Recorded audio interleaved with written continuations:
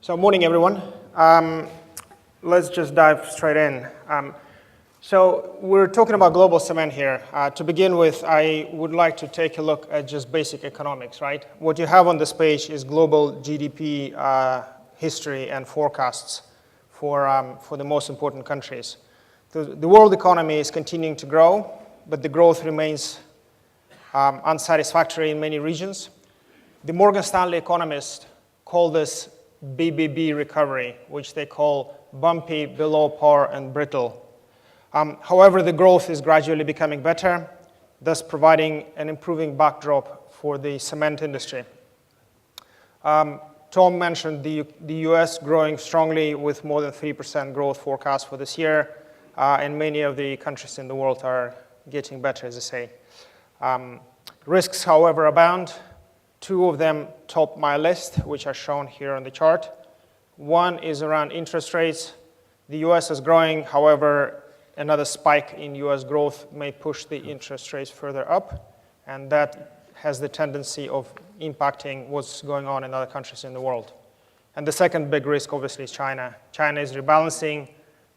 It's putting quite a lot of impact on commodities already, and we have to see whether it will have further influence on the world.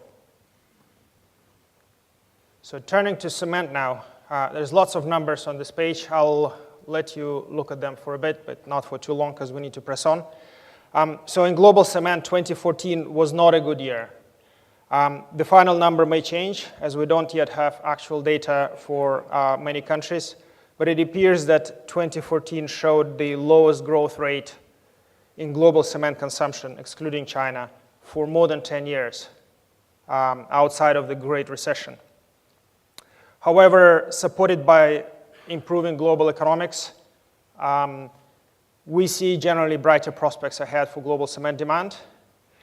We forecast particularly notable improvement in Western Europe, where a long correction is coming to an end, in India, in South Asia, where Indonesia and Thailand stand out, and in the Middle East, where Saudi Arabia, as Tom already mentioned, is showing better growth now, and then we see better prospects for the countries like Iraq and Iran. Although obviously the oil risk is something that needs to be watched in this region. There will still be trouble spots. Russia is the most obvious example where we expect a double-digit demand fall in 2015, and Brazil is doing fairly badly as well.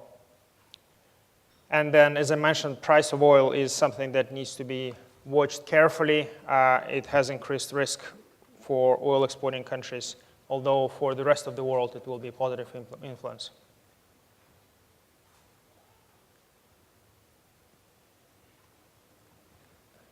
A quick check versus what we were forecasting before. And this chart shows you that we have more or less maintained our forecast for the outer years. However, 2014 got trimmed because of mostly developing geopolitical events in the world, and 2015 got adjusted down as well.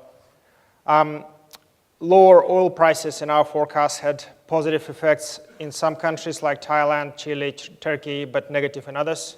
Obviously, Russia, Mexico, and some sub-Saharan African countries as well, starting with Nigeria. In later years, there were limited changes to our forecast, as I mentioned.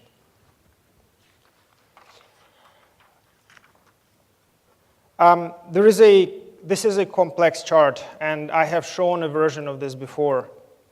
What the bars on this chart show is the difference between incremental global cement volumes and new cement capacity in each year. So bars going up is good, as that means that there is more demand in the world than capacity coming in, so demand exceeds supply. And bars going down is bad, as new capacity overwhelms demand. So the main message here is that we're going through a period of 8 years when additional capacity has exceeded global demand, putting continuous pressure on global capacity utilization. We don't have enough data, but this well may be truly unprecedented in history, such a long spell. The line going across is the change in real cement prices, that is, price excluding inflation. As you can easily see the correlation here.